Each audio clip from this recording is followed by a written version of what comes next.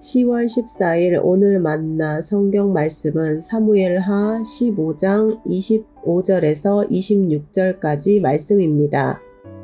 왕이 사독에게 이르되 보라 하나님의 궤를 성읍으로 도로 메어 가라.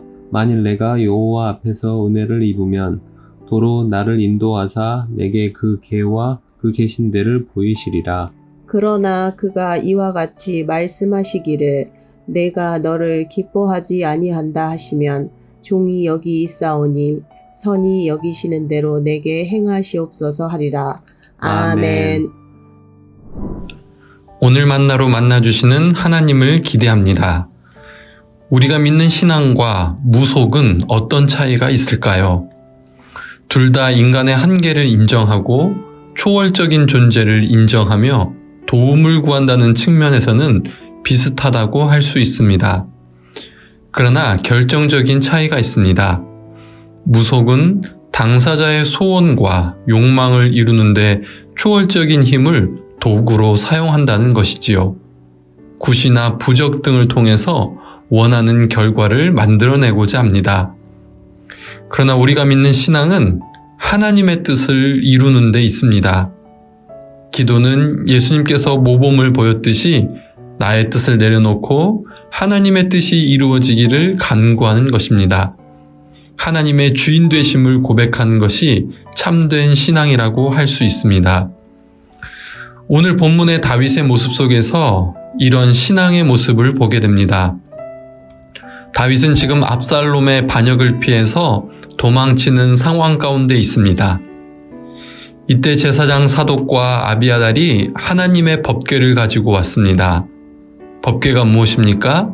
하나님의 임재이지요. 성막의 가장 핵심적인 성물입니다.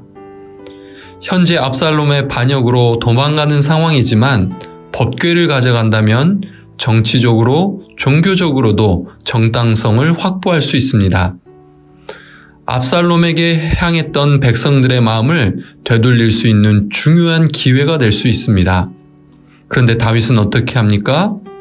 다윗은 법궤를 돌려보냅니다. 다윗은 하나님께서 자신의 왕권을 인정하시면 다시 이 법궤를 볼 것이고 왕권을 거두신 것이면 소용이 없다고 합니다. 위기의 상황 속에서도 자신의 욕망을 앞세우지 않고 하나님의 주인 되심을 철저하게 고백하는 것을 봅니다.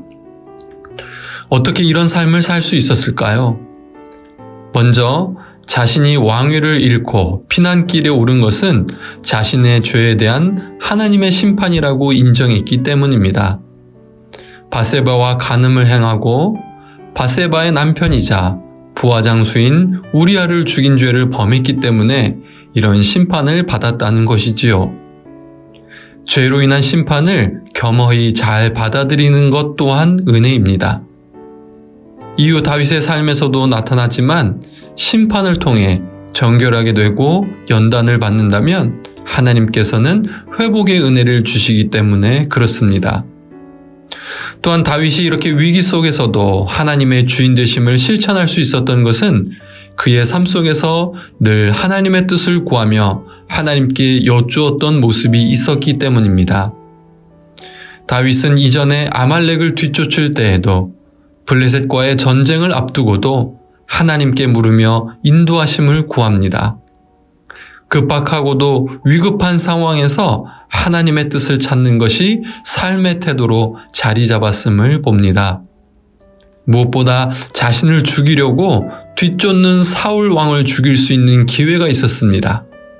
그럼에도 하나님께서 기름 부신 자를 죽일 수 없다며 자신의 원한도 철저히 하나님의 주권에 맡기는 것에서 하나님의 주인 되심의 극치를 볼 수 있습니다. 사실 성경에 이 장면과 정반대의 사건이 있었습니다.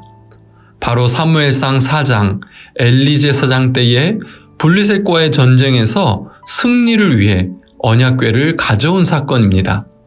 결과는 어땠습니까? 전쟁에서 대패할 뿐만 아니라 언약궤를 블레셋에 빼앗기는 굴욕을 맛보게 됩니다. 주인 되시는 하나님께 묻고 그 인도하심을 구하기보다 자신들의 승리를 위해 언약궤를 도구로 사용했던 것이지요. 마치 부적처럼 말입니다. 사랑하는 성도님들, 우리는 높은 사람으로 부름을 받은 사람들입니다. 하나님께서 주인 되시는 삶을 살며 그런 공동체를 세우도록 말입니다.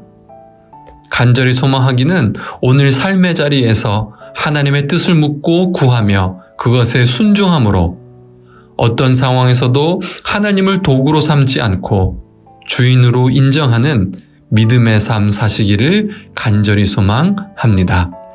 기도하겠습니다. 하나님, 오늘 말씀을 통해서 하나님을 도구로 삼는 것과 하나님을 주인으로 모시고 사는 삶의 대비를 묵상하게 되었습니다. 일상 속에서 하나님께 묻고 인도하심을 구하게 하시며 나의 생각과 감정도 하나님의 주권 아래 둘 수 있는 은혜를 주옵소서. 하나님께서 주인 되시는 높은 뜻 사람으로 오늘을 살게 하옵소서. 예수님의 이름으로 기도합니다. 아멘. 두 가지 제목으로 기도하겠습니다. 사소한 일상에서 하나님께 묻고 기도하며 하나님의 주인 되심을 드러내게 하시고 위기에도 하나님을 도구가 아니라 주인으로 모시는 높은 뜻 사람으로 살게 하옵소서.